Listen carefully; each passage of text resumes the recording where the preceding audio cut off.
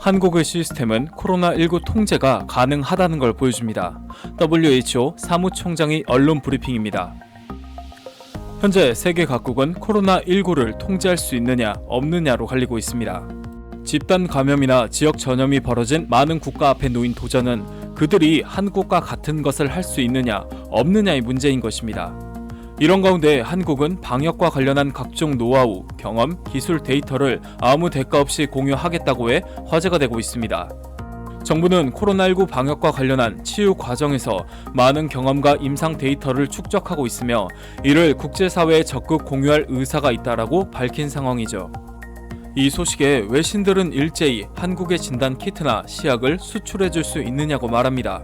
또한 자국 정부는 한국 시스템을 왜 도용하지 않느냐고 말하고 있는 상황이죠. 이렇듯 전 세계가 한국 의료 시스템에 주목을 하고 있는 가운데 이번 코로나19 사태는 그동안 감춰져 있던 각 국가들의 의료 상황을 나타내고 있습니다. 우리가 선진국이라고 생각했던 각 나라들의 의료 시스템이 생각보다 발전하지 못한 것이죠. 대표적으로 세계 1위인 미국을 예로 들 수 있습니다. 파우치 미국 알레르기 전염병 연구소장은 코로나19 청문회에서 미국은 필요한 준비가 전혀 되지 못한 게 맞다며 의료 시스템의 실패를 공식적으로 인정했습니다. 또한 한국의 이동식 검사소를 제공받길 원한다고 말하죠. 그들이 보기엔 실패한 미국 시스템을 단기간에 보완하는 방법으로 가장 효과적인 게 한국의 이동식 검사 시스템이라는 것입니다. 이에 검사 장비를 한국에서 도입할 수 있는지 그 장비를 만든 업체명은 무엇인지를 궁금해하죠. 이와 관련해서는 프랑스도 같은 의견입니다. 프랑스의 마크롱 대통령은 한국 정부가 투명하고 효율적인 방식을 통해 코로나19를 극복하고 있는데 경의를 표한다며 프랑스도 한국이 취하고 있는 조치의 우수성과 그 방식을 그대로 배우고 공유하고 싶다고 말하죠. 그 외에도 독일은 코로나19 치사율이 0.02%로 유럽에서 호평을 받고 있지만 정작 독일 언론은 한국 대응을 본받아야 한다며 침이 마르도록 칭찬하고 있습니다.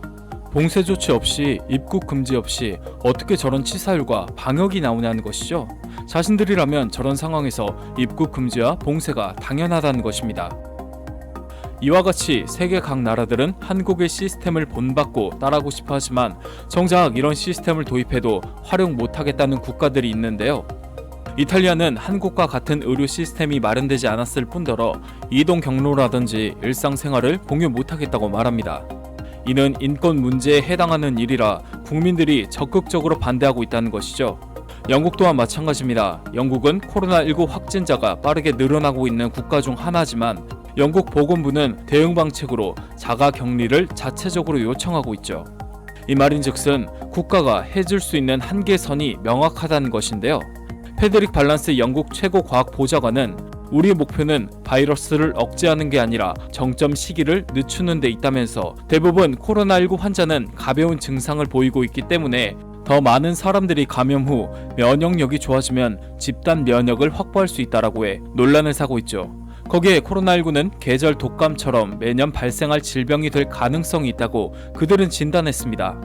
그 외에도 여러 국가들은 한국의 선진 의료기술은 자국 의료기관이 따라할 수준이 아니라며 손을 놓고 있는 상황이죠. 이와 같이 그동안 드러나지 않았던 선진국들의 의료 상황이 속속들이 드러나고 있는 가운데 한국의 의료 상황을 본받고 싶어하는 나라가 늘어나고 있어 이를 공유해 의료 선진국으로서의 역할을 감당할 것으로 보입니다. 이상 포드투브였습니다. 감사합니다.